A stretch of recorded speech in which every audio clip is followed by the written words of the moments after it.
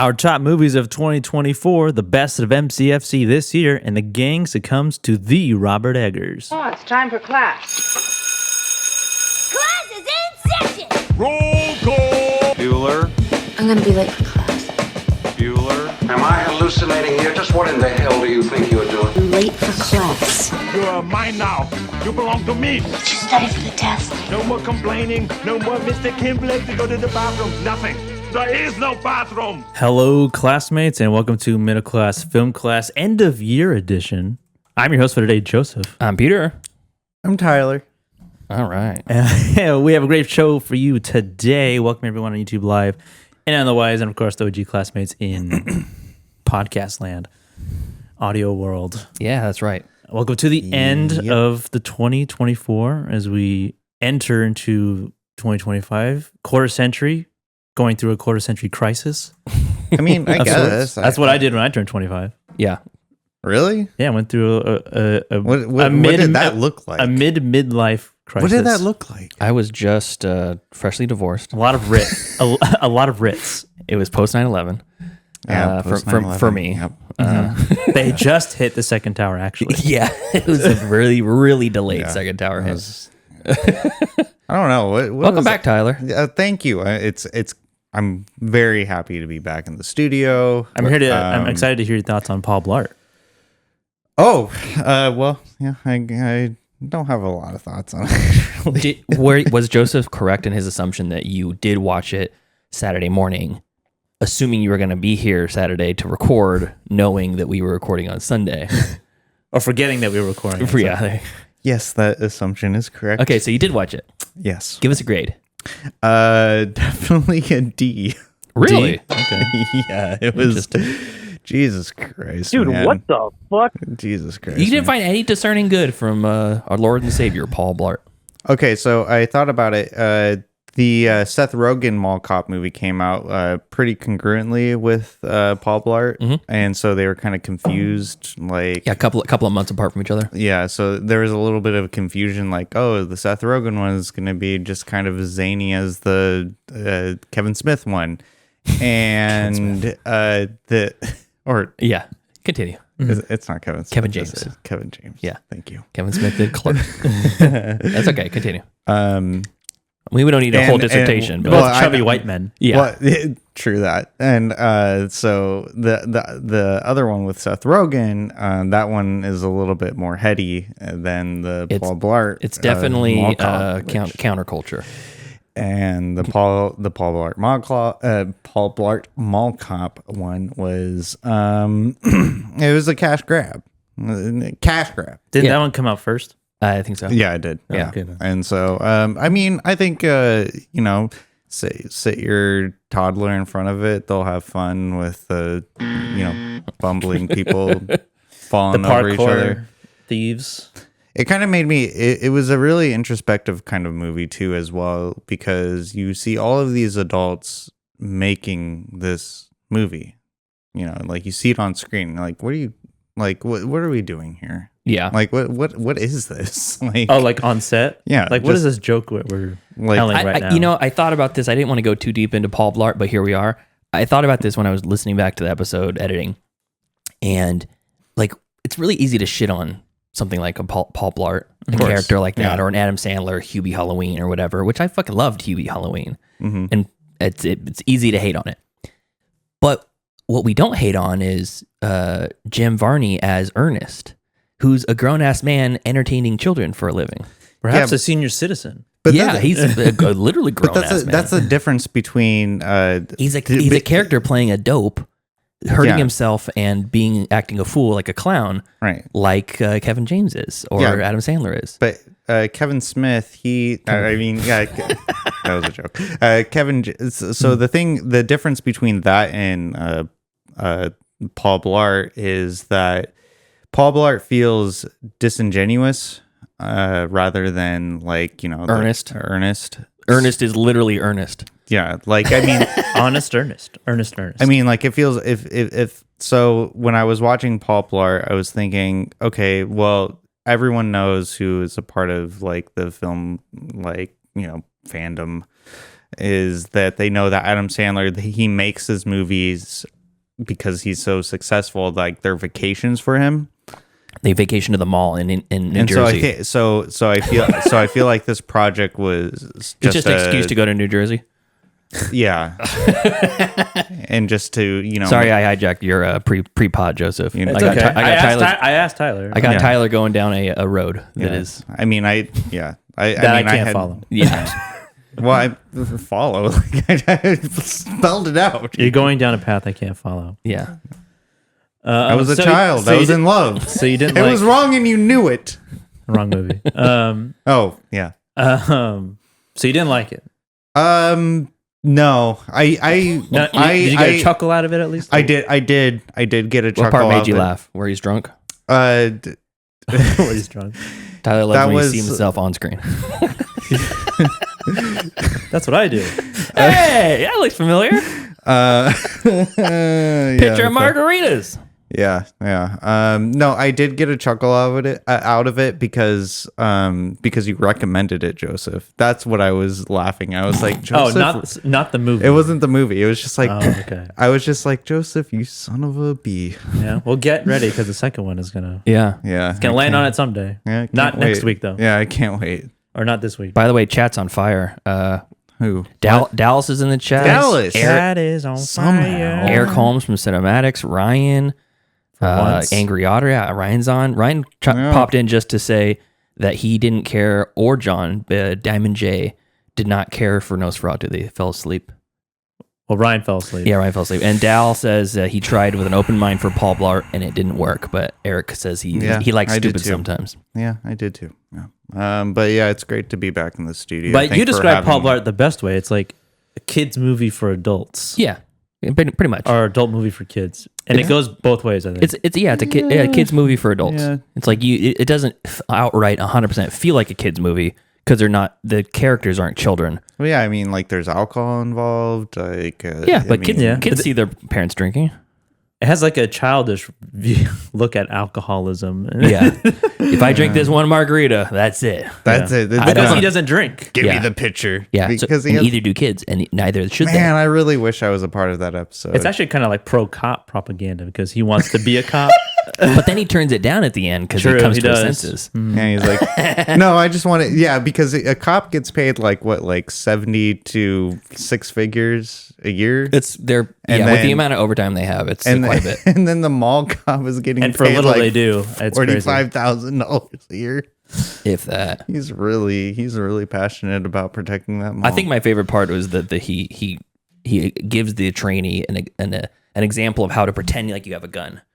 He's like, hold with your hip back and your hand on your hip, Yeah. obscuring your hips, so that it gives you the appearance that you have a gun, but everybody knows that you don't. I have know a gun. this is a movie podcast, but I've done that before. You've yeah, in 7-Eleven. No, pretended you had a gun? no. You I mean, did have a gun. No, I did not have a gun. Do you think someone's gonna sell a gun to me? Yes, with our laws, absolutely, you can get a gun, well, and maybe that's so. the problem. See, on this episode, we're going to talk about gun control. No. Diving into the Second Amendment. Yep. We got a representative from the NRA on the line. Yeah, Oh, jeez. Charlton You know, Heston, you rest can in piss. never mind. Anyway. All right. Let's get into some Gab and Shatter. I thought that's what we were doing. Find some charity, you lad.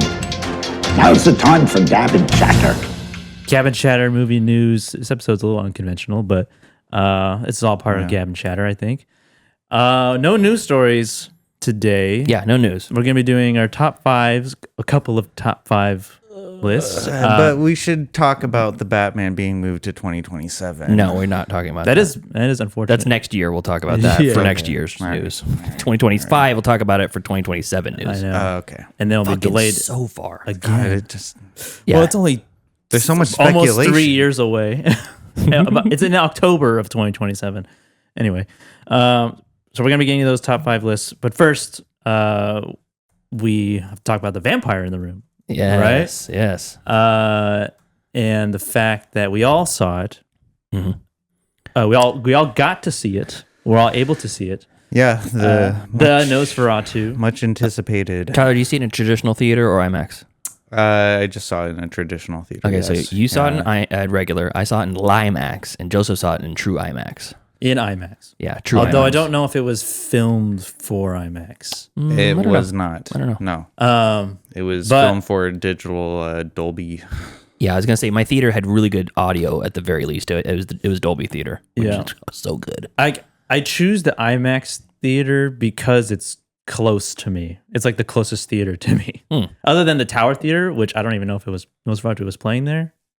Mainstream movies don't usually like that. Mainstream of movies don't usually go there. Yeah, I don't know. I saw the Lighthouse at the Tower. So did I, but Edgar's at the time I don't think was. he wasn't. He was that pretty big of a obscure. name. Yeah. That makes sense. So we all saw it. Came out Christmas Day, and we're gonna talk about it.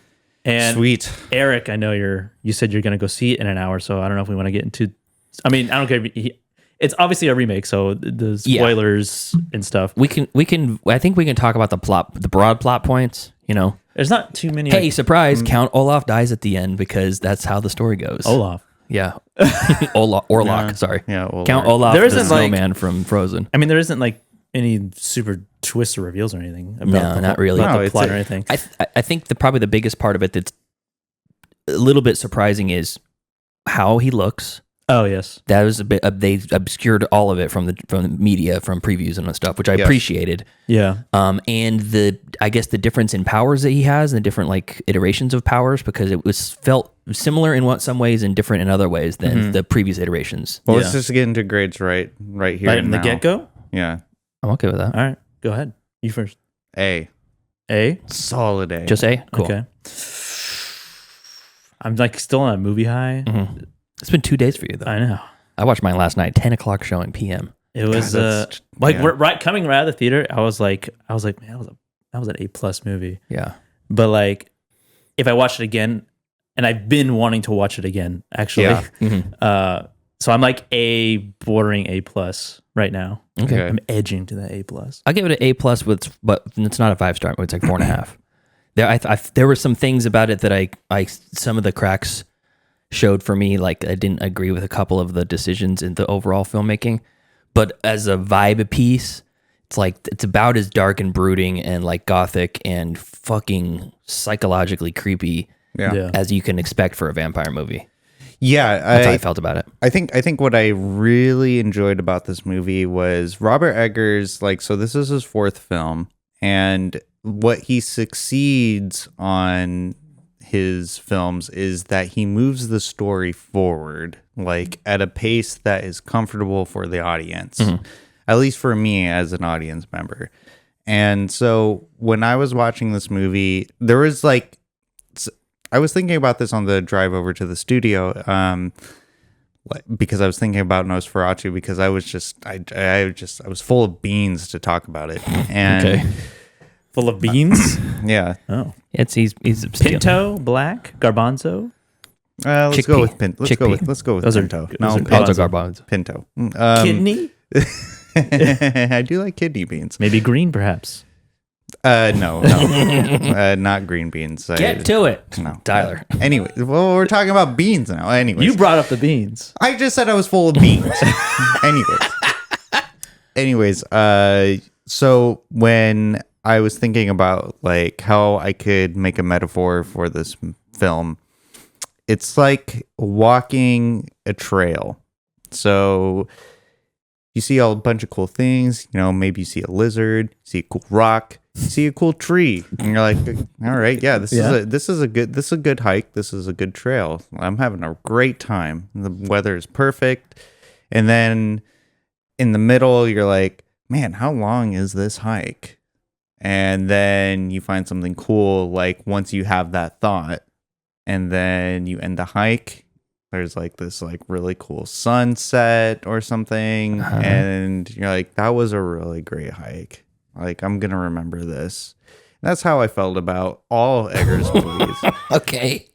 What Because you just said is one of the most insanely idiotic things I have ever heard. I don't think it is, but So I it's like a nice hike that you find a cool rock on. correct. Yeah. Okay. I think But you're wondering when it's going to end? No, I was thinking that like so it lulled for a second. So it was like kind of like when you're on that hike, you're like, man, when's this hike gonna end? And then you're like, oh wait, there's something cool right there. I don't know. Maybe that's the ADHD talking in me.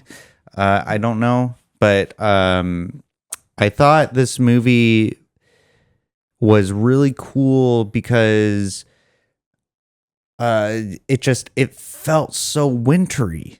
Like it felt like a really wintry movie. Was it the snow? It's like a wintry hike where you find a cool rock. Well, it felt so cold. Like you could feel like the brisk. Like it's like when you maybe you were just cold.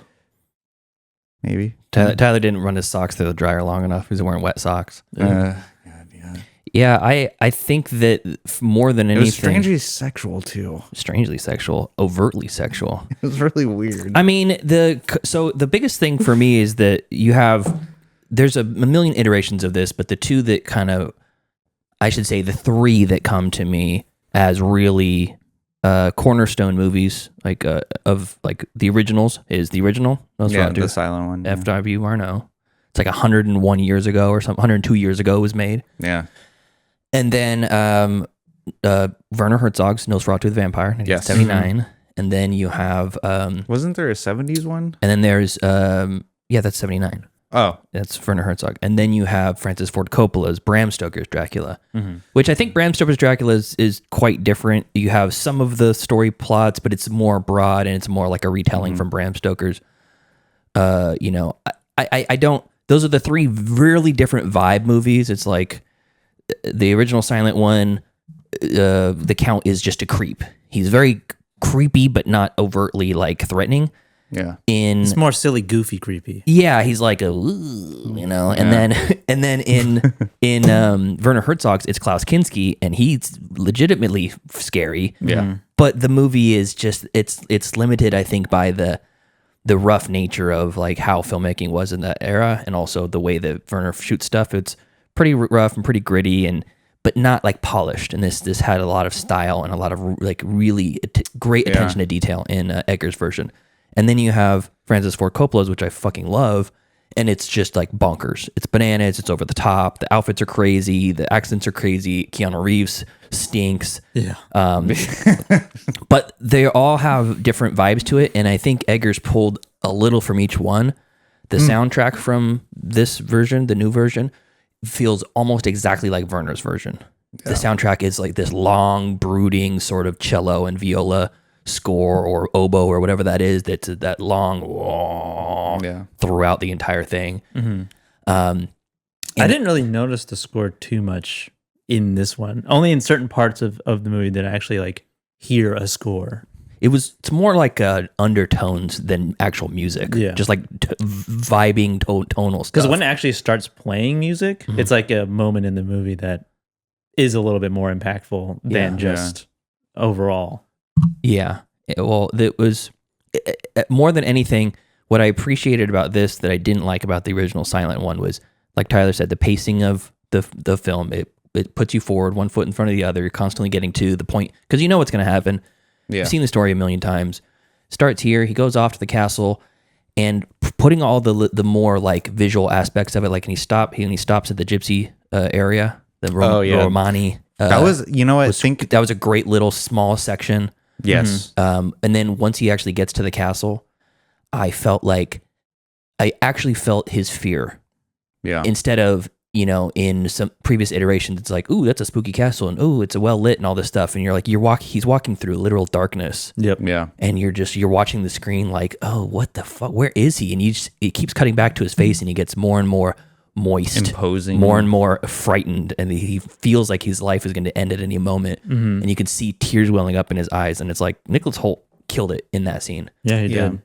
And it's interesting because like I thought he would be the weaker part in that movie, and I think he was, but only because Lily Rose Depp was phenomenal. Well, I think Aaron Taylor Johnson was the weakest part of the whole movie.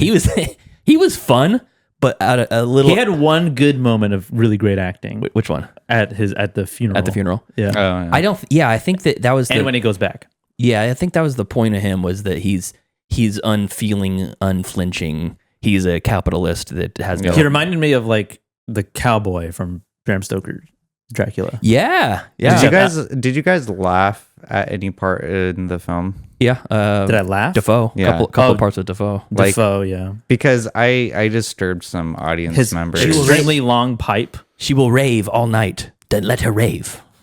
Then rave she shall, or something like that. When she Anytime did- he had his when- long pipe is when I laughed. He pulls it out. His comically long pipe. Isn't it apparent? when Lily You Rose fool. when Lily Rose Depp's character when she did the weird possession face, the theater was silent and I was cackling. Oh God. You know what? I was like, I would have hated you. Yeah, I know. I would have it thrown. was funny. I would have thrown my shoe at you. I'm so glad we don't go to movies together anymore. Yeah, I love you, yeah. Tyler, but that's something we'll never do again. Well, I appreciate the love that you have for me, but I've already come to realize that we probably shouldn't. You probably shouldn't see a movie with me. Joseph, what do you think? I like going to the movie like you were saying, it's a story of that's kind of been told many times. I kind of like went all out of my head as soon as I was watching this movie. Not by like choice or just by nature of just like me going in, this is a new movie. Yeah. And that was a weird sound. That was my throat. Oh, okay. Doing something weird. Why'd you look at me? Because you're known for weird mouth noises. Yeah, I see. on mic. But like, just like every like fucking second and every frame of this movie was it's like the second. If Dune 2 didn't come out this year, this would be the best looking movie of the year. Yeah. And it's honestly like almost on par to that level of It's completely on the opposite side of the spectrum, too. of like in terms of brightness. Yeah, brightness and darkness, yeah. And like and wetness instead of sand. That's a good point. Great point. And it's like the shot composition, the camera movements. I was so kind of fixated on how they were moving this camera over this bed, up the stairs, into this room. And I mean, the shot of the hand going over the city is fantastic. That was awesome. And I really loved that. there were a lot of shots where it felt like it was like a gothic Wes Anderson. And That's interesting. the use of shadows in this movie is insane because it's almost all shadow. Yeah. And I was always kind of a little bit disappointed when they would cut to like a day scene. Yeah. I'd be like, oh, man, let's go back to the back to the night. stuff. When he's walking up to that castle, The crossroad? the carriage, and you see him walking down that path, and it's like an upside down cross. Yeah. Yeah. Is With the big glow at the very end of the road. was so well done, and then him walking into the carriage, and it transitions into him floating into the I was carriage. going to say, yeah, the float. He's getting pulled into the carriage. It was just all of that, all of that technical stuff was just so well executed, using only candlelight as your main light source, and you could see it in the scenes. You could see the like incredibly shallow depth of focus that they had when they're inside a room because they're shooting wide open on a lens. And that's what happens when you shoot wide open on a lens is that you're Very low depth your of field. shallow depth, your depth of field is like the millimeters, Yeah. or inches, and you can see it. And also you can see the giant wicks on those candles. Yeah. Yeah. On some of those candles. I did notice that. But like just from the cinematography standpoint, like Jaron Blaschke just has gotten so much better. Each movie he's done with Eggers, and I'm pretty sure he did all of his movies at this point, and it's insane. On the technical aspect, I was watching The Lighthouse a few weeks back with the commentary on, and Eggers was talking. It was Eggers on the commentary, and he was saying how they shot that film with a really funky film that needs a lot of exposure on it. Yeah. So when they're doing those like dinner scenes, the two of them, and it's super dark in the room. Yeah. He says the room is actually so bright that everyone has to squint while watching because they're shooting it. It needs so much light. Yeah, that's old film stock. That's how it used to be. Yeah, it's really interesting. So, I mean, I agree with you. The technical aspects, every time I'd see a funky shot that was just like, ooh, that's cool. And I'm thinking, how the fuck did they do that? Yeah, because when he's walking into that dining hall up the stairs, the camera Gorgeous. moves up the stairs into the dining hall, and it's just like how maneuvering around the built set. And It has to be a false wall on this side, a move up with a big like a jib or something like that, and then push through, and maybe they'll digitally add some walls back in. Yeah, possibly. I mean, there was. That's how they do it with like the roof of the Children of Men shot. It could be that. Yeah, I would love to see obviously some behind the scenes of it, and like the story is the story, and it was like engaging enough, and the acting was fantastic, but like The technicality of it is really what got you off. and the final like scene of the movie was so like it was so beautiful and fucking terrifying. Well, I mean, this was Robert Eggers' passion project. Yeah. It was like he actually said himself, because I watched an interview with him, he said, I'm glad I made this movie when I did instead of when I wanted to make it, because he said that The Northman was like the learning curve that he needed to make Nosferatu. Yeah, I mean, I'm glad he did it now as opposed to like after The Witch, because it would have been a totally different movie, and the funding. I mean, I don't know, but like that last final frame, it was like a painting with the skinny legs. That one. Yes, it was so well like lit, composed, blocked, everything. It's interesting. That was one of my least favorite shots. Really? Yeah, I'll have to rewatch it and kind of take a second look at that. But I was like, to me, it felt more like we're seeing a version of Orlok that I didn't need. I don't know. I liked the whole like desiccated corpse look to him.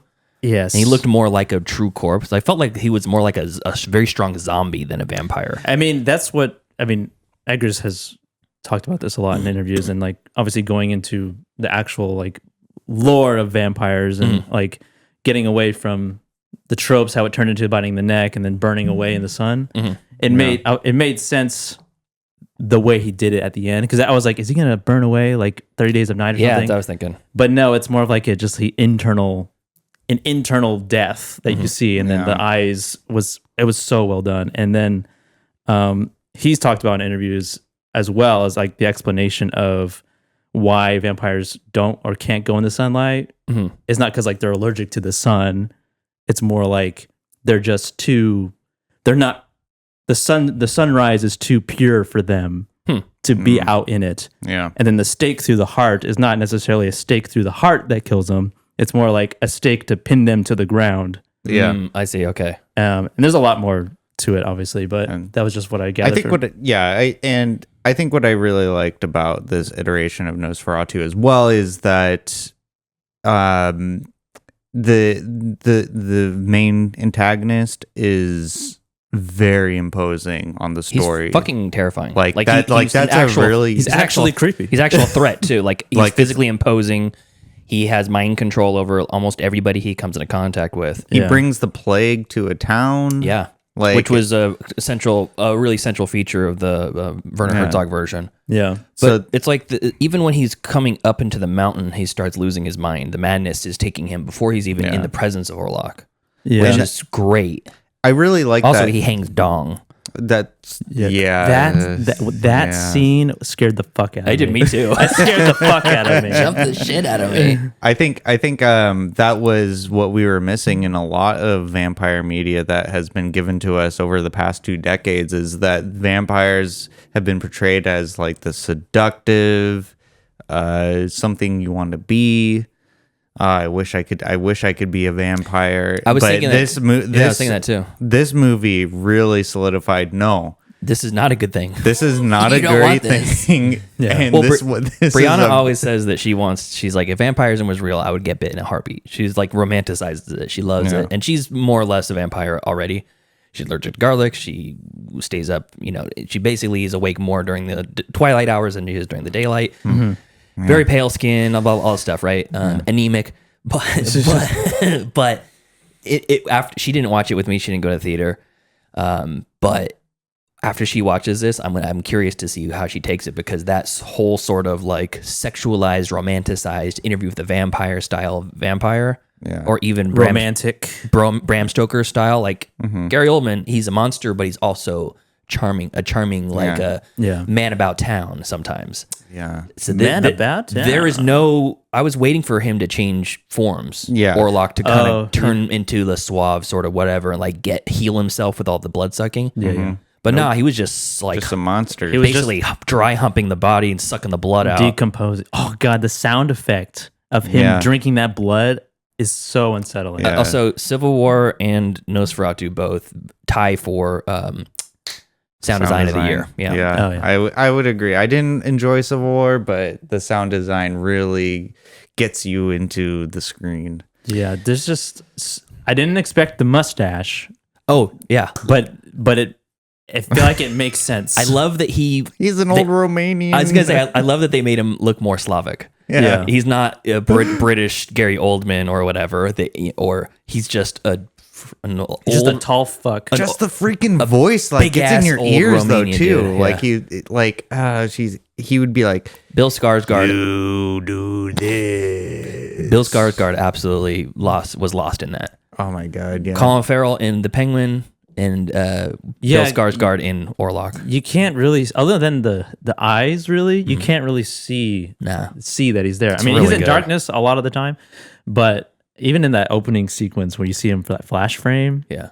that also scared the crap out of me. Yeah, me too. Well, 2 points that I want to make about this movie before we move on is one, I didn't really like the theater experience of it. Neither did your other people Everybody in your else, theater. everybody else that was sharing your theater with you. Yeah, that's true too. And actually, they made a specific cocktail at the Palladio, at the Folsom Palladio, and Cocktail? Of course you went to the Palladio. Yeah. Palladio.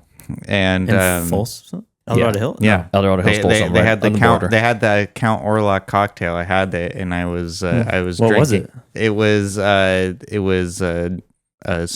Just pure soda, pure grenadine. Just pure grenadine It, syrup. it was soda water, vodka, cucumber, and lemon. I think.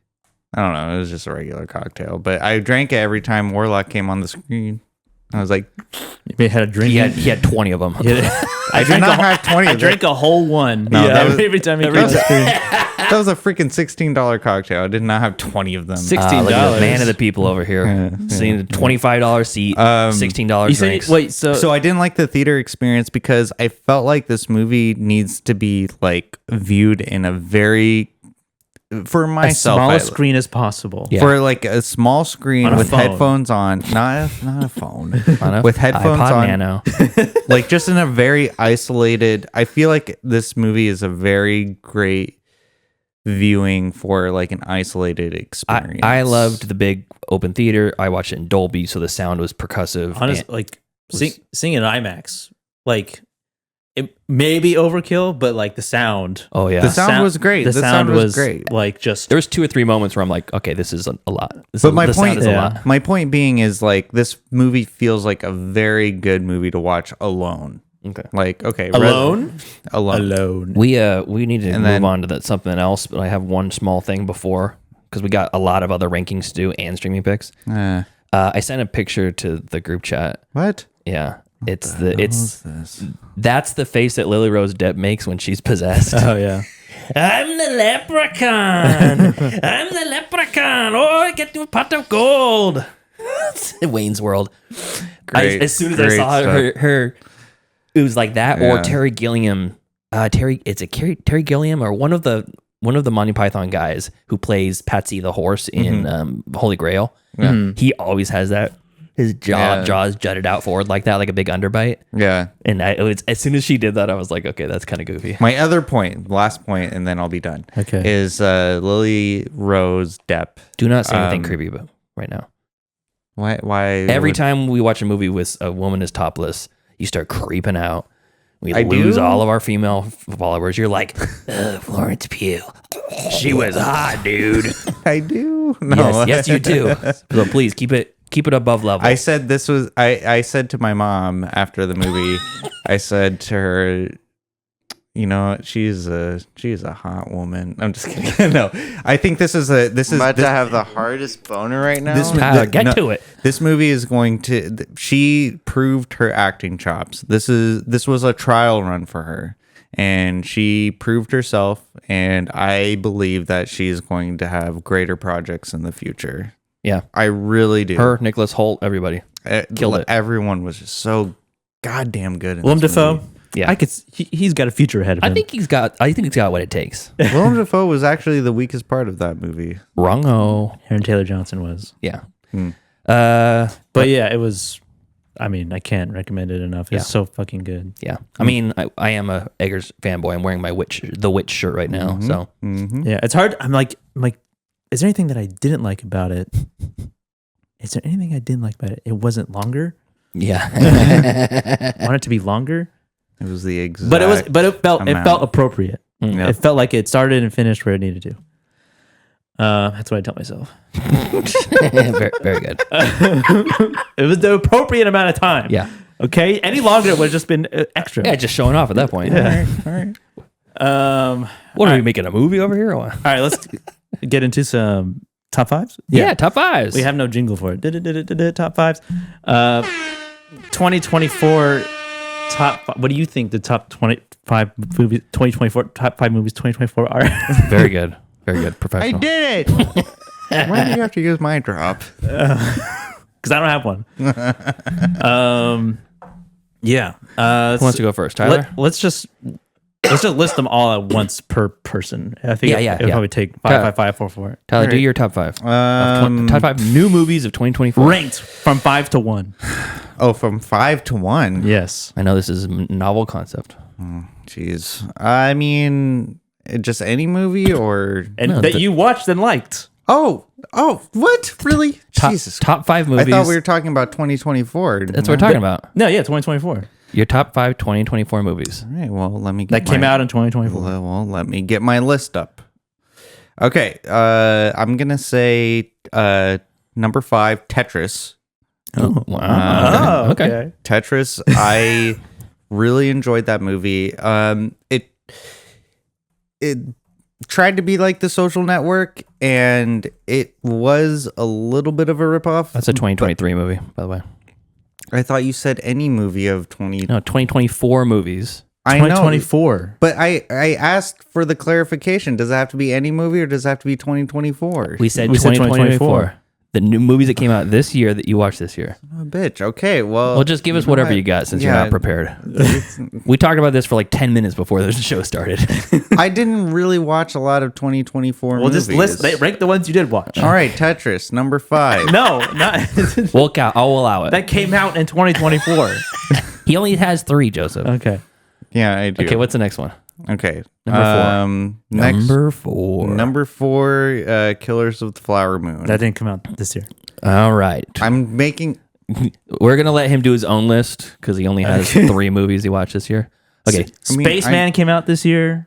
Yeah, well, thank you for giving my number 3 spot. Ah, look at that. It's a mitzvah. Yeah.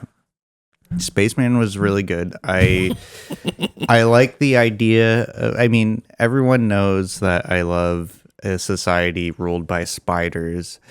Go back to our enemy episode where that is the twist of the movie, is that Everyone's a spider. everyone is a spider, and Jake Gyllenhaal is just living in a society of spiders. They might be spiders. They might be spider giants. Number 2, I'm gonna go with. It's weird that you have to think about it. You know what? I'm gonna go with the American Society of Magical. You can say. Go ahead, say it. You can say Negroes. It's okay. It's in the title. Okay, all right. I wasn't sure. The American Society of Magical Negroes. I really love that movie. I could say it. Canceled. Son of a bitch! Canceled. God damn it! I knew it. It's in the song. I could say it if it's in the song. That movie was insanely creative, and it was short, sweet, and I had a really great time watching it. And then that was number 2, right? Yeah, Yes. number 2. Number 2. Number 1. Ooh, number 1. Come on, Tyler. You should have this prepped already. I mean, well, It's a tough one. I gotta say, It's probably going to be Parachute. Yeah.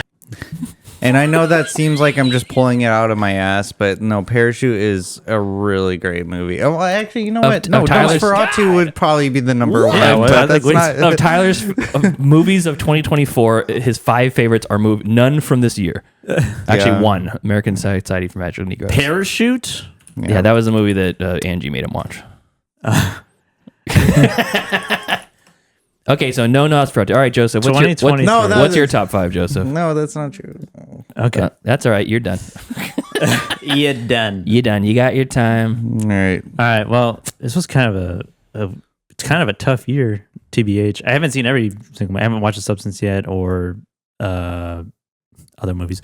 You haven't seen Substance still. Oh boy, you're in for a treat. God, I need. Yeah, I want to. Doesn't matter. I mean, doesn't really matter. Both he is. But so Civil War number 5. Okay. It's kind of this list has changed. It's been updated today. Civil War number 5. Nora number 4. Nora's very good. Number 4. Okay. Number 3, The Wild Robot.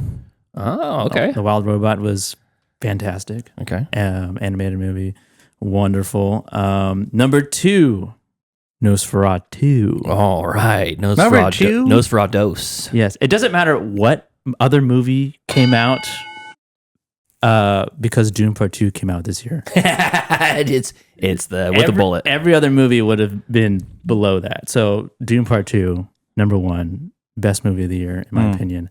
But if it didn't come out this year, Nosferatu would be number 1. And it's still like obviously very, very recent. So it's like movie high, and yeah. But yeah, number 1, Dune Part 2, and very, very, very close is Nosferatu, I think. Nice. Two top ones. Denis Villeneuve and Robert Eggers at the top. I know. Who would have predicted? I mean, Eggers and Villeneuve, they've had very few misses. Yeah. And I mean, Eggers has only 4 movies now. He and doesn't have any miss. all of them. I think I like The Northman. I hate to say it, but maybe The Witch, number 4. Northman and The Witch kind of jockeying back and forth. I haven't watched The Northman in. You're wearing a witch shirt. Yeah, I know. It's great. It's a fantastic movie. Yeah. I rewatched it years later, and it was not quite as Impactful. not quite as impactful. But Nosferatu and Lighthouse are fucking great. Yeah. I only watched Northman once in theaters, and I haven't watched it since. I watched it on a plane to Portugal, and it was great with my mom. Yeah. As a rewatch, like third rewatch. Yeah. Cool, awesome. All right. I could not make it down to 5, so I'm going to go just a quick top 10. I'm just going to blast right through them. Whoa. You gotta do 5. Number 10. You gotta do 5. It's Spaceman. You gotta do Number 5. 10. Number 9, Thelma. Number 8, It's What's Inside. Number 7, In a Violent Nature, because I couldn't leave that off the list, even though it's got beat out by much better things. Mm-hmm. Number 6, Rebel Ridge. Really, really good. Then Longlegs. Then Furiosa. And now we're in our actual. Actually, there's more than 10 down here. Okay, anyways, I'll go to my top 5. Number 5. How about do 5 in honorable mentions? That's pretty much what they were. Okay. Number 5, Nosferatu. Fucking great. Love it. Jesus, number 5. Number 4, Civil War. I liked it a little bit better just because of the overall impact of it all. The filmmaking, I think, is better in Nosferatu, like as a production level. But Alex Garland knows how to tell a story. Maybe doesn't know how to end the story, because I think the clunky ending. That ending. It was my number 1 for a long time of the year, and it got pushed out by better story. Right. But it just the feel of the movie was so impactful. Number 3, Challengers. Fantastic storytelling, great acting. Surprised me more than anything. I was not expecting to like it. That's a 5-star movie. Dune Part 2 is my number 2. Enough's been said about that. It's fantastic. Large scale filmmaking from Denny. And number 1, The Substance. Easy answer. Fucking loved it. Yeah, you've been beating a drum for that movie. Ryan gave his top 5 in the chat. Yeah, what is that? He actually gave its bottom 5 too. Let's see here. I'm gonna go back here. Top 5: The Substance, Inside Out 2, Wicked, Deadpool and Wolverine, and The First Omen. Yeah, Deadpool and Wolverine was on my honorable I've heard mentions. that was really good. It was on my honorable mentions, and The First Omen was really good too. And then he says his bottom 5. Where is it here? You might have deleted it on accident. Oh, maybe. Oh, worst movies of the 2024. Heretic, Joker, Folie à Deux, Dune 2, Even More Sand, The Strangers Chapter 1, and Time Cut. I don't even heard of Time Cut. Never heard of that one, but Dune 2, that's not... come on, that can't be in the bottom of a list. Yeah, some people didn't like it. Some people didn't like the first one. Yeah, I didn't really like it. Now, there you go. But that's not to say that it's not a great film. Like that, like I think that's going to be regarded as like one of the greatest cinematic achievements in our 21st century. Yeah. We got a couple other ones from Dan Kowecki. Number 5, Civil War. Number 4, Speak No Evil, the remake, I assume. Number 3, Monkey Man. Number 2, Dune 2, and number 1, Challengers. Yeah, Challengers great. Yeah, that's an honorable mention for sure. And then I feel like there was another one. Maybe there wasn't. No, it doesn't matter. Yeah, good list, Dan. Also, good list, Ryan, because no one's list is a bad list. It's a personal taste. We can't all have the same opinions, or else it would suck. Life would suck ass. Look, guys, all movies are good. We just like them at different levels. True. I mean, I don't even really like movies, so That's a good point. yeah. That is true. I forgot. Yeah. All right, now Tyler, I'm sure you have this list prepped and ready. I do. Now do your top 5 movies that we reviewed this year This year. Okay. that you liked. Well, Top 5 new let movies. me, New movies to you. Like top 5 new movies you discovered 2 because movies to me. Because of the show that you that we discovered reviewed. because of the show. Okay. Well, let me go through my list right here. When you say go through, do you have all the movies listed? Are you scrolling through a website? Have them I'm on IMDb. Already have them ready already. Okay, so no. So the first one, Paris, Texas. Okay. Nice. That's number 5. That's number 5. Okay. That was kind of a sleeper movie for me. I haven't heard about it, but after watching it, I noticed a bunch of like shots that I would see like on Tumblr and stuff, like in my younger years when I was on Tumblr, and I was like, "Oh, that's from that movie." And it's a thinker of a film. The main character is a piece of shit, and it was, And he knows it. and he knows it. Yeah, exactly. So, Paris, Texas. That was. I am so glad that I watched. Don't that spend movie. too much time on these because we're already an hour in. And We are. Okay. We gave full episodes on all of these. All so- right, perfect. So I'm just gonna go to the number 1 broadcast news. So glad that I love What about that number one. 4 and 3 and 2? Well, I mean, Lars and the Real Girl. I mean, I've already seen that one. I really like that.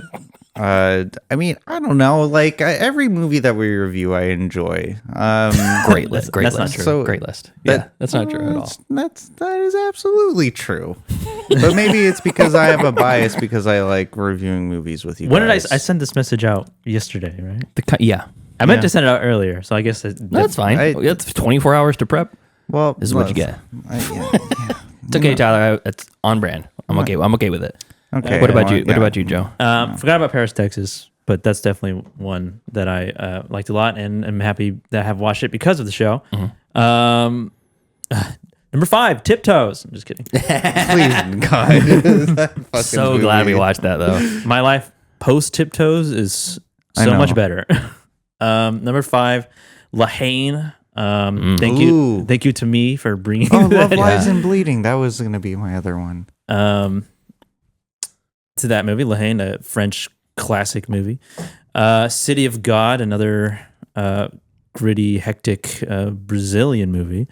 Enjoyed that a lot. A very long engagement going back to France. Oh wow, good pick. Yeah. that was that's from Binge Lord Dan. Yeah. Thank you, Binge Lord Dan. Good Will Hunting. I like that quite a bit. Never watched it. I can't believe you never seen. Never it before watched now. it until the show. Actually, I accidentally started number 6. It's Matt Damon's vanity project. Yeah, it is, but it's still really, really Yeah, good. it works. It's still good. Sometimes that works. It's still good. Number 2, Frankenhooker. Yeah, that almost made my list. Nice. I really, really enjoyed So fun. Frankenhooker more than I thought I was going to, based off the title Frankenhooker. Shout out to Andrew Martin. He's More a than huge fan Veronica? of that show or the Yes, movie. more than Veronica. Okay, now there is bad movies and it's called Veronica. And then number 1, I guess I could have moved Frankenhooker number 1, I think, but Stalker was also I really enjoyed. Yeah. At least watching it. The movie itself I think is really good. It's very hard to get through, but Yeah. was still glad that I have watched it. Nice. Yeah. My top 5, Howard the Duck, 1986. I loved it way more than I thought. Way more than I thought I was going to love it. It's so stupid. Number 4, Notting Hill. Again, a surprise I movie. almost picked Notting Hill. A classic rom-com that just hit me just right. Fucking hey, it was a good one. Number 3, Grizzly Man with my man Werner. Sent me down a Werner Herzog trail, and that was from Big Red Dal, listener Dallas. The man thought he could be friends with the bears. Yeah, exactly. Joe Bridge. Okay. Joe Bridge, you're in the chat. Rank that impression, please. Yes, please. God damn it. No. Number 2, Paris, Texas from Wim Wenders. My first Wim Wenders movie. In my last. I don't know if I'm going to go down that road, but it was so good. I mean, I don't know why I wouldn't. Yeah. You know what I mean? And then number 1, Broadcast News. Number 1. Number 1. Hit me and Tyler really right and not Joseph at all. I love that movie. And then honorable mention for a movie that I rediscovered. I brought it to the show, Robin Hood, Prince of Thieves. Fucking VHS classic of all time. Probably the most highly produced VHS movie ever made. And it brought back all these movies, feelings from childhood and all these memories. And it's such an entertaining and stupid movie. It certainly is stupid. Yeah, so that's an honorable mention for me. What a great year we had. Stupid. Yes. A lot of good, and that's not even including streaming picks. Like I found some good. Now, top 5 streaming. Please no. Tyler would have none. I'm not ready for I that. don't watch movies. I don't. That is true. Yes, I do. All right. Yeah, because you have to. We have 52 movies, 52 episodes a week, or 52 like weeks A week? weeks a year. 52 episodes So a year. 52 review movies a year, Yeah. which means Tyler watches about 60 movies a year. So we have 100. That's not true. 104 episodes total. 24 episodes, yeah, plus any bonuses we have and stuff. But we did skip some Yeah, a couple. because I don't have a perfect 52 logged movies here. No. And for I need to have Reviews. like Oh, you have a list for that? yeah, Oh, nice. MCFC Films we've review reviewed. movies of That's cool. 2024. I should do that. And now we're done with that. Let's get into some streaming picks. Oops, wrong one. the one wheel. Movies. Oh, fine. Yes, it is. Disney Plus. Oh, HBO Max. If I don't get the pick, show's over. I have grown accustomed to Hulu Plus. I like Netflix. Streaming picks, movies that we watched that we will recommend or not recommend for you to watch or not watch as well. Yeah. Pete. Okay, so since last week, I've only watched a few movies. I watched Nosferatu. We talked about that. Yeah. I'm going down a young adult action rabbit hole with Brianna, and we're watching all the Hunger Games movies. Oh. She watched them earlier in the year and just fell in love with them for some reason. She was like, I think I've seen 1 or 2, but for whatever reason, I rewatched them, and she was like just doting over them, completely gushing. So she wants me to watch them with her, and we watched the first one a while ago. We watched Catching Fire, which is part 2 of the series. And this is from 2013. This is starring all the usual suspects that you would expect from this. Jennifer Lawrence, Josh Hutcherson, Liam Hemsworth, Woody Harrelson, Elizabeth Banks, Donald Sutherland, Lenny Kravitz. This one has Philip Seymour Hoffman. Lenny Kravitz. This one has Philip Seymour Hoffman, Jeffrey Wright, Stanley Tucci, Toby Jones, just Jenna Malone, all kinds of people in this. Jack Quaid. God damn. Yeah, it's crazy. So, what do you guys know about the Hunger Games? Isn't it the just book a ripoff series- of a battle royale? Kind of. I mean, it's a dystopian future where they compete in there's factions and neighborhood districts. Yeah. I've only seen the first movie. Okay, cool. So the concept is that it's a dystopian future, and the government decides to make these games to essentially quell uprisings from the poor districts to the rich districts. And the districts are 1 through 13. The lower the number, the more rich you are. You know, District 12 and 13 are super poor. District 13 got wiped out years ago in the past.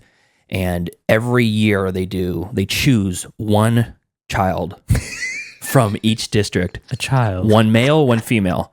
18 or under. And they fuck. No, they fight.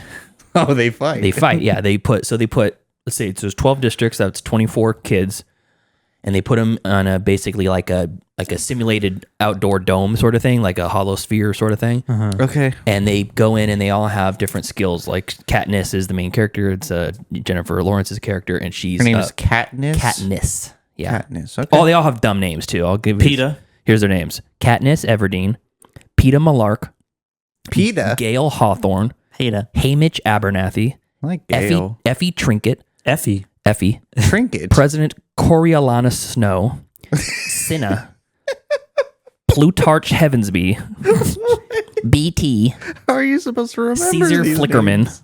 Claudius Templesmith. So the names show you that it's YA, it's young adult fiction, right? Okay. It's like a name generator. Yeah, it's like that Japanese baseball game that used American names. That It's are like- like Or that Key and Peele football. yeah, exactly.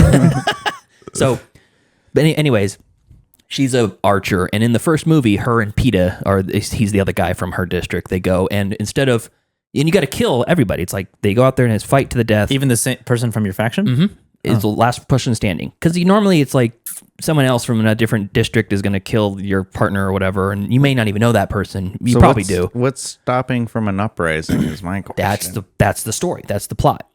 So in the first one, they both make it out. She's basically like them two at the end, and they go, I'm not gonna kill him. He's not gonna kill me. We're in love, even though it's just all for show.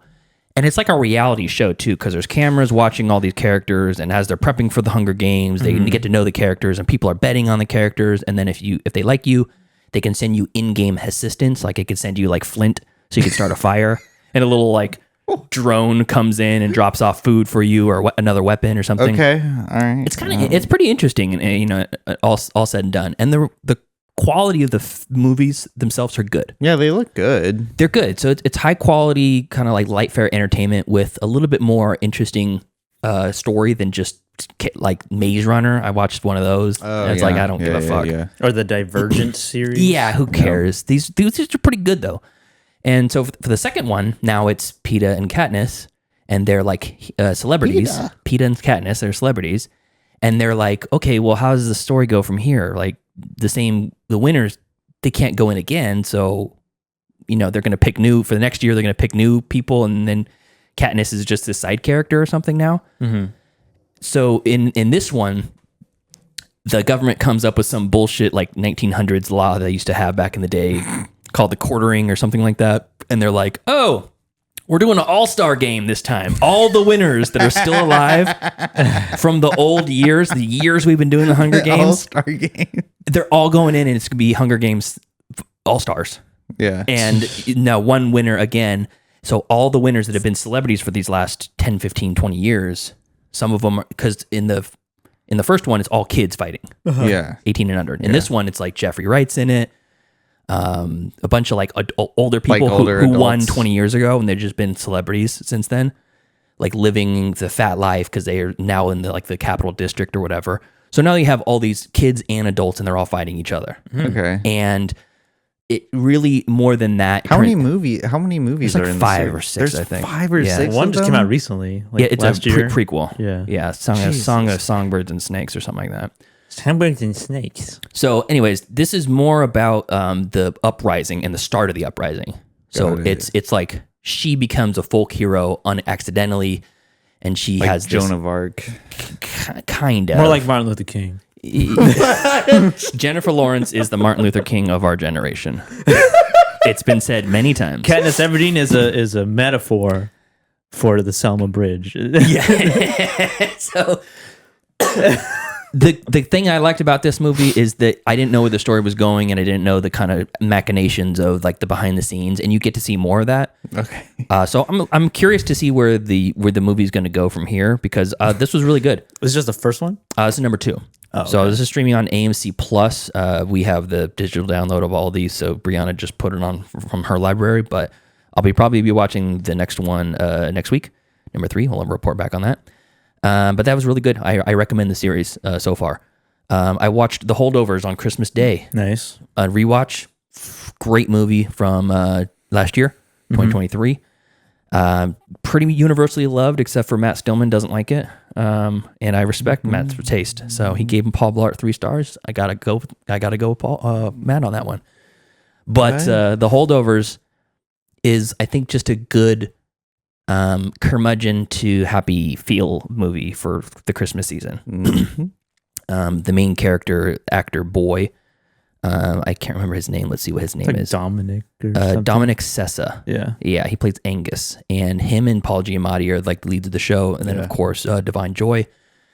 But Dominic Sessa, this is only his second movie, and it's just amazing how good he is. Couldn't tell. I know, you really can't. So great vibe movie, great period piece in like the 70s. I think it's 1970.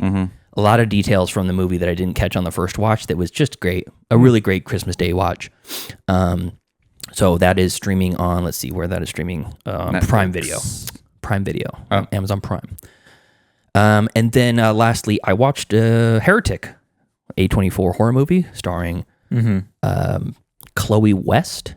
Chloe East. My bad. Weast? Yeah, Weast. I thought you meant East. Hugh Grant, Sophie Thatcher, and Chloe East, with a small part by Topher Grace. Did not realize it was him until Brianna mentioned it, and I'm like, "That's Topher Grace. That's not him." And then we looked it up, and sure shit, it's him.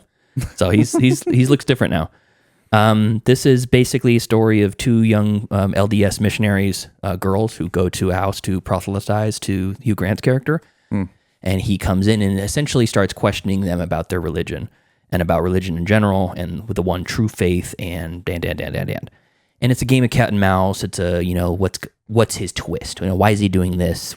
Is he dangerous, or is he just fucking with them? Yeah. And he's kind of like a weird inventor sort of thing. Like he's got all these contraptions and stuff, which I didn't expect. And in the poster, you can see it's like his face in the like dark background. He's like reaching for two little figures, like little wooden figures. That plays into the movie. I'm not going to say what it is, but it's like a game for him. Okay. And it was really interesting It's because like Jigsaw. kind of, yeah. And but Jigsaw with religious people. except British, yeah. Yeah. And I like the turn of having a rom-com like lead turning into a creepy villain, because he was great in this. He was great in Dungeons and Dragons: Honor Among Thieves. And because in reality, that's what those rom-com guys actually are. they just fucking creeps Off camera. when the movie ends, that's what they turn to. Yeah, They turn into monsters. So it was good. I like this too because it's not. I didn't know where it's going the whole time.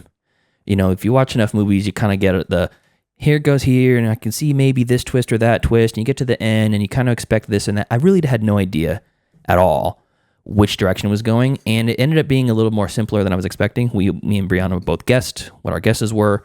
We were both wrong. She's usually right on it. Very accurate in the beginning. And there's some very gross out sort of shit in this too. Ooh, yeah, some really nasty gross out shit. Grant? Like gore? Yeah. Okay. Yeah. I mean, it's not like super bad, but there's some bleak shit there. All right. And there's some like, I don't want to say bloody because it's more like sludge. You know how when blood sometimes looks black in certain it's movies? just It's like very like viscous and black and sludgy looking. Mm-hmm. It was a lot of that. And there's a blueberry pie theme to the whole thing. Okay. So yeah, it's I think it's worth a watch. Ryan hated it. He mentioned earlier that was his one of his least favorites. I heard it was kind of like not quite polarizing, but it was like a lot of people hated it and a lot of people like really liked it. Yeah, I don't know if that's because of the religious element and like poking holes in religion, if that like gets under certain people's skin. I'm sure it does, but there's an analogy that he does in regards to board games and religion. Mm-hmm. And it's a really interesting analogy. I don't think it 100% holds water, but it is interesting to think about. Because I'll just say the core thesis of his whole shtick is that, all religions are based off of the same thing. It's like, or many religions are based off of the same thing. A Messiah who died and came to life 3 days later, born from a virgin mother, they are the savior and the only way to heaven is through him. And there's like 10 or 15 different religions that kind of have all those same things, including Christianity, Judaism, and Islam. Yeah. And he equates it to versions of Monopoly, which is really interesting. So Okay. I think it's if nothing else, it's an interesting So it's watch. Hugh Grant playing an edgelord trying to get in the pants of two Mormon girls. Not true. Not true. So it's like I said, it's at the very least, it's interesting. I heard there was a Jar Jar impression. there is a Jar Jar Binks Wait, there impression. is? Hugh Grant does a Jar Jar There Binks. is? Oh my god, that's awesome. And he fails. I think on purpose. They probably had him do the a real version of it, and it sounded super cringe. There's mentions of Taco Bell and how bad it is in this. There's mentions of Jar Jar Binks impressions. Okay. There's scenes in it that remind you of The Road at times. Weird. Yeah, so you have to rent this one still. It's out for it's like a $20 rental. Brianna really wanted to watch it, so we rented it. And the two of us sat and had a night of it. And it was really good. So if you don't want to spend $20 on it, I get it. But when it hits streaming, I'll mention it to the class. And that's my recommendations for the week. Cool. Tyler, what did you watch this holiday week? Yeah, I watched Die Hard Cool. Okay. for the first time. Wow. So here's the interesting part. For the first time? Yeah, for the first time. Dude, what the fuck? I know. For the first, I was Wait. Not a bit. You actually watched it for the very first time? correct. You've never seen Die Hard before. Didn't we have a whole? Bullshit artist. We watched Die Hard 3. Yeah. No, I know that. I did not watch Die Hard 1. Somehow. Never in your life you've seen Die Hard 1. So here's the interesting part is I thought I had watched Die Hard, the first movie. I do that sometimes. You've seen enough of it in the zeitgeist, and you just assume. Yeah, I was just like, yeah, it's Die Hard. And then I sat down and watched it, and it is a great movie. It's a really good movie. I really loved it. Good. Alan Rickman is So good as Hans Gruber. and that was his first role on film. Really? Yeah, he was primarily a theater actor before he got onto. I mean, this is what I just read. Maybe I'm incorrect. That's okay. I'll check. Keep going. But Alan Rickman was really great in this movie, playing Hans McGruber. Hans McGruber. McGruber. Yeah, that's what I kept thinking throughout the whole movie. I was like, It's just Gruber. oh, it's It's Gruber. there's no Mick. There's no Mac. He's German. British. Yeah, he's German. You're right. He's German, not Scottish. Or Austrian. What I really liked about this movie, though, yeah, there's a lot of like schlocky action going on, but the motive of Hans Gruber is so interesting because he wants money. He's not a terrorist. He just wants money. And a lot of people... It's so interesting. His motivations is that he wants to get rich. The reason why it's interesting is because a lot of people are mischaracterizing him as being like an eco-terrorist. And he's like, no, I'm not a terrorist. No, I just want the money. Like, I just figure out a way to... And his whole plan falls apart instantly. Am I breaking the law? Maybe. But does that make me a terrorist? No. I like how... Terrorists have a theology behind it, I think. No, they're trying to change something about the culture, not just get money. Yeah, there's like a motive. How about we ask the terrorized and see if they classify them if they're terrorists? You were manslaughtered, not murdered. Okay, get it right. So I watched Die Hard, and that's streaming on Amazon Prime. That was I'm glad you liked it. That was so fun. So question, I know this has been done to death. Yeah, Christmas movie. Did we have a whole? We did a video. We did, but I don't. So think you were lying about it. Tyler thought he watched the movie. Yeah, no, that's what I'm saying. Like, I thought I had watched the movie, but So then as I started so- watching the movie, I was like, I've never seen this movie before. So is it? You were what is this? I wouldn't say it's a Christmas movie. I think it's like a good wintertime movie. Why don't you stop talking for a while? Okay, fine. Then I'll stop. Yeah. So Die Alan Hard. Rickman. TV series, TV movie, uncredited role in a British movie, TV series, Hans Gruber. So he was in one TV movie. Okay, And uncredited. all right. Well, first Hollywood movie. Yeah, then, I agree. guess. I think this is, you could call this his first Hollywood movie. major debut. Yeah. What a triumph. I have an anti-streaming pick. The Polar Express. Oh, fuck. Okay. I Never Makes seen sense. it. Never seen it. Don't want to. I don't blame you. So I watched this movie with an open mind. I was thinking, okay, well, This was highly regarded in when it come out, 2003, I think. The animation looks really good for the time it came out. However, For the time it came out. Uncle Trip's in the chat. He just says no. No, what Trip? yeah, I don't get. Oh, maybe he does. Maybe he likes the Polar Express. Okay, well, the Polar Express, I implore everyone to not watch that movie. And it's not even a bad, funny movie either. It's just a really bad movie. I really wish they would lean on the idea of that train being a train going into the afterlife for all those dead children. It's like going into Dante's Inferno. Yeah, like I really wish they would have leaned more on the horrific aspect of Tom Hanks' character picking up children along the side of train tracks, and just also in the movie, if you don't have a ticket punched by Tom Hanks' character, you're thrown out of the train, like Good. to the side of the tracks to freeze to death. Yeah. And then there's hobos living up on the top of the That just on evaporate. the train. This is actually in the movie, or Yeah, it is. Yes, Wow. it is. And it's it was not a fun movie to watch. It was a slog. Yeah. Yeah. There's actually, I think, I only seen it once, but there's a kid near the end of the movie who, like, he doesn't get any presents. Yes. And because he's Yeah. poor or something. Yeah, because he is a poor kid who doesn't get presents. Yeah. So you're And- saying don't watch this movie? It's bad. Yeah, that's why I said anti-streaming pay. Yeah, it's not good. And then I watched Downsizing with Matt Damon and who the fuck Hung is Chow. Yeah, that movie was Kristen Wiig, right? No. Yeah, she's in I it. think she's in it. Yeah, she's in it. Yeah, She plays his wife. Oh yeah, that's right. I forgot Kristen Wiig was in it because I hated that wife for what she did to Matt Damon. Yes. I was like, how dare you do that? It was awful. So Especially I mean, what you have to go through to become small. Yeah, exactly. It's this whole medical procedure, and then I think that I did like this movie. I thought it was entertaining. Strangely, Matt Damon was very restrained in his role, because usually when you see a Matt Damon movie, he's a little bit, I wouldn't say bombastic is the correct word, but like he's very much in front of the camera. With this movie, it was more about the story, and it's such a weird story. Yeah, it's an interesting idea. It feels like an M. Night Shyamalan concept. That's what I was thinking too. Where it's like, what if we're smaller, we can use less resources.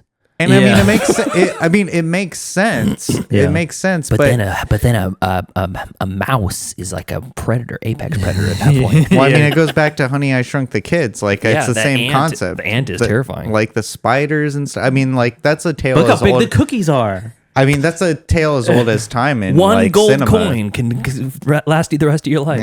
Yeah. Yeah, the currency goes up. You become a billionaire. Yeah. If you have if you average like $35,000 a year, normal sized, like just non-shrunken down, it becomes like you're a millionaire when you do get shrunk down. I thought the love story between Matt Damon and the other actress was kind of.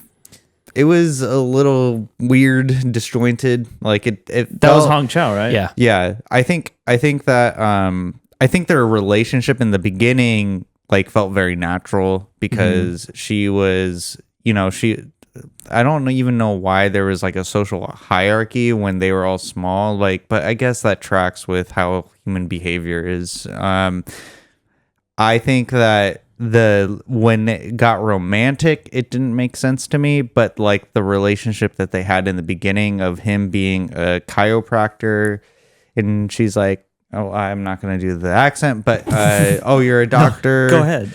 No, I'm not going to do it. I almost did. I caught myself. Oh. Only because the mics are on. Your natural instinct is to go right into the... My natural instinct was about to go racist.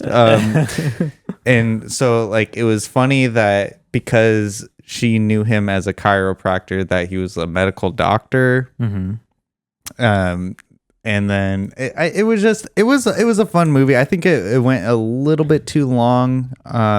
But it's a fun, it's like one of those fun, like thought concept things where you're like, oh, well, what if everyone was small? And what if we made a society of it? I remember it feeling like a little long. Yeah. Yeah. The story takes a big turn, and then a whole movie happens. What I mean, obviously, like the turn happens, when he gets shrunk down, and spoiler alert, his wife decides not to go through with it. Yeah. And then he wakes up and he's like, what the fuck? I just did this for you. And then now and you can't reverse it either. He gets divorced, and he was going to be like, they were going to be living lavishly. And now he's living the same exact life as he was normal sized, but small sized. Yeah. But now he's tiny. He could literally like I could just like pick him up and like just eat him. Yeah, exactly. And then the end of the movie, it turns into like a apocalyptic, like a doomsday thing, and they go in the mountain, and then like the whole like, again, spoilers. Like doesn't matter. The mass suicide essentially. Yeah, it's so comical because they're so small. It just goes. Yeah, it's just like a little. I mean, like the logic is there though. Everyone shrinks down. You use less resources, and so how about we just make our resources bigger? Yeah, and we stay this giant tomatoes. Yeah. But it's like one of those like fun like thought game sort of movies. It did go on a little bit too long, but I was glad that Matt Damon wasn't like trying to be like the center of attention like he always is in every single movie he's in. Like even in Interstellar, when you think about Interstellar, Matt Damon instantly, it's the first thought that comes to my mind. When he comes up on screen, like he's just like, I'm Matt Damon, right? And it's just like, it's like, God damn it. All right, we get it. You're Matt Damon. You're a white guy, okay? Matt Damon. He's a little bit better than Paul. I hate the movie when he's the main Wahlberg. character and he takes up all the attention. And he's like, look at me, I'm the star of the movie. Yeah, but he shouldn't be the star of most of the movies that he's in, except for the Bourne series. That and We Bought a Zoo. And The Martian. But strangely, like even in the Bourne series, he's restrained. But then in The Martian, he's Matt Damon. Like, I don't know. He's a weird... This makes total sense. Anyways, anything else? I feel like I had something else, but I'll save it for next week. Whoa, okay. Trip Affleck. Hey, Trip just gave us a donation. Thanks, dude. Appreciate it. We appreciate that. Gary Crimble, fellas. Buy yourselves some Kingsford. Got it. Kingsford the charcoal? I think so. I don't know what that means. Anyways, that's... Thank you, buddy. All I have for streaming picks this week. Hey, before you go, Joseph goes, I want to read some of these things off in the chat because we got a lot of action in here. Oh, we do. Eric from Cinematics says, y'all need to get some Hippo and Let's Start a Cult in your lives. I really want to watch Let's Start a Cult. I've heard it's really funny. Oh, I thought he was telling us to start an actual cult. It's a movie. Oh. Joseph Bridges lamented the segment, Tyler watches some movies, but it's the wrong movie. And your top 24 that aren't 24 movies. Eric's top 10 says Hippo, Place of Bones, Rebel Ridge, One More Shot, She Is Conan, Lake George, Let's Start a Cult, Arctic Convoy, Frankie Frico, and Last Stop in Yuba County. That was a really good one too. I like that one. I made my honorable mentions. Okay. Yuba County. Let's see whatever here. Heather says the only bad movie is one that's not entertaining. Quality has nothing to do with it. Dan says I agree, except for Borderlands. Yeah. Let's see here. Joe Bridges ranked your impression. He gave you a 3 out of 10. Yes, there you go. On your Herzog. Since it was short. That was a brief impression. Let's see. Quarterquell, so Hunger Games. Joe Bridges says the Hunger Games were shot about 15 minutes before he grew up in Georgia. That's interesting. Eric's on his way to go watch Orlok, the mustachioed vampire now. Please do. And then Bruce gives his rankings. Him and his family went and watched it just now. He says, Andrew, his son, gave it 1.5 stars. Daniel gave it 3 stars. What? And Bruce gave it 3.5 stars. I could get it. I understand. Andrew it's definitely a movie that is not for a lot of people. Yes. Yes. It's not for... I wonder what the budget was for that too. It's not... It's an art house director who's made it into the mainstream. Yeah, I mean, everyone was surprised about his Northman. 50 million. 50 million? 50 million. He made that movie for 50 million? That's insane. Yeah, that's good. It's really good. That's I can see it. Small set pieces to make it look like big set pieces. I mean, it was like kind of confined most of the time to like the most her part. bedroom, his castle interior, Yeah. and then some city streets. and those were all sense. built sets too. Yeah. Honestly, there were moments where I was like, "This is what Tim Burton wishes he could do." Yeah. Dude, yes. Take the whimsy out of it, and that's what Tim Burton wants to do. Yeah. Yeah. He got the closest he got in terms of like production. I would say it was like Sweeney Todd, Yeah. or maybe Sleepy Hollow. Yeah, I would say Sweeney Todd. It. So sorry to derail you, Joseph. I know you got your No, it's stream okay. pick still. I don't have a whole lot. Okay. I mean, it doesn't make sense now since we're past the Christmas holiday now, but I didn't watch a whole lot of movies because of the holiday. So I really only have two. That's fair. That's okay. But we're already almost hour and a half. On Christmas Eve at my parents' house, we watched It's a Wonderful Life. It's good. I haven't seen it. Really? You haven't seen it? No. It's one of those It's classics. revered as a good movie. Like a Christmas classic. Yeah. One of the best Christmas movies, and just kind of like overall story is kind of goes beyond just Christmas, I think. Yeah. And I think the story is engaging, but I just can't stand Jimmy Stewart. I just don't I thought this was a streaming pick. You had an anti-streaming pick. That's true. I just don't like Jimmy Stewart. I feel like he's just so much. Now, what if I get you the moon, huh? I put a lasso on it and pull it right to you. When he's running around and he's like, "Where's the money, you silly, stupid old fool?" It's just, That's pretty good. it's very grating. Where's the money? But that's just me. I just can't take him seriously. I get it. But like the story and everything, what I did notice on this time watching it, because I don't watch this movie. I actively avoid it. But it was the one my mom wanted to watch, so we watched it. Come on, Joseph, let's watch A Wonderful Life. Was my mom a grandma? I guess she is a grandma, actually.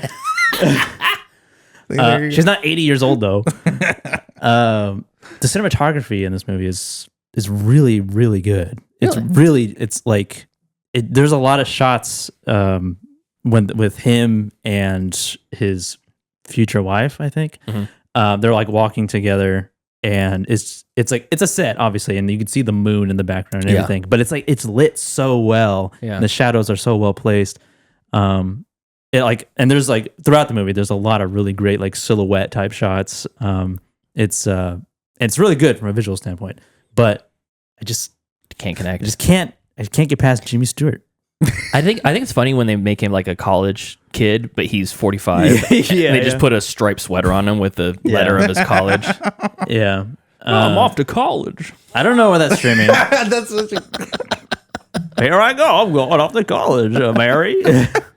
Joe Bridges says he's watched It's a Wonderful Life every Christmas Eve every year since 1989. Damn. Since 89? Jimmy Stewart. It's a Wonderful Life streaming on Prime. All right. If you want to watch that. And then I watched Elf, a modern Christmas classic, I think. I used to I went through a phase where I didn't watch it, or I didn't like it as much. But Indiana doesn't think it's that great. It's like not one of her favorites. Neither is It's Wonderful Life. She also hates that movie. But like watching Elf this time, it's like genuinely really funny. What compelled you to watch it? It is. It's Christmas. The holiday season. I give most Christmas movies a pass because I want to be festive. Yeah. But like Elf is like a genuinely like funny movie. And I like it a lot. And I find myself quoting it obviously more around Christmas. And I'm like, and watching it again, it actually got good laughs out of me. The only thing I don't like is the end. The singing What's part. the end?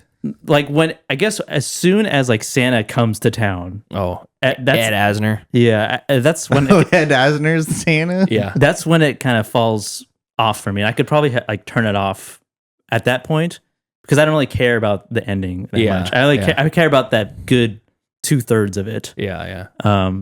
But in the end, I could take it or leave it. But yeah, it makes sense that it's a. I legitimately think it's a Christmas classic. Yeah. When they were making the movie, it feels like they're using forced perspective. They're using claymation. Yeah. There's mixed media. Yeah, it's very unique characters. It's a fun premise. I mean, the Christmas classics from like the 50s, Rankin Bass shit was like a reindeer with a fucking red nose. That's the whole story. Yeah. And this one, it's same high concept. It's a guy who was picked up at an orphanage on accident, climbed in Santa's bag, and was raised by elves. And Technically, I'm human, but I'm raised by elves. yeah, just like Aragorn. Yeah, I think that, like Just like the charm of that of that movie is him like essentially being a child, and like when he's at the doctor's office and all that. I'm like all that's like really good, and like him going injecting himself into their home life, living with them, eating spaghetti for breakfast with syrup and marshmallows and Pop-Tarts and stuff. All that is like really.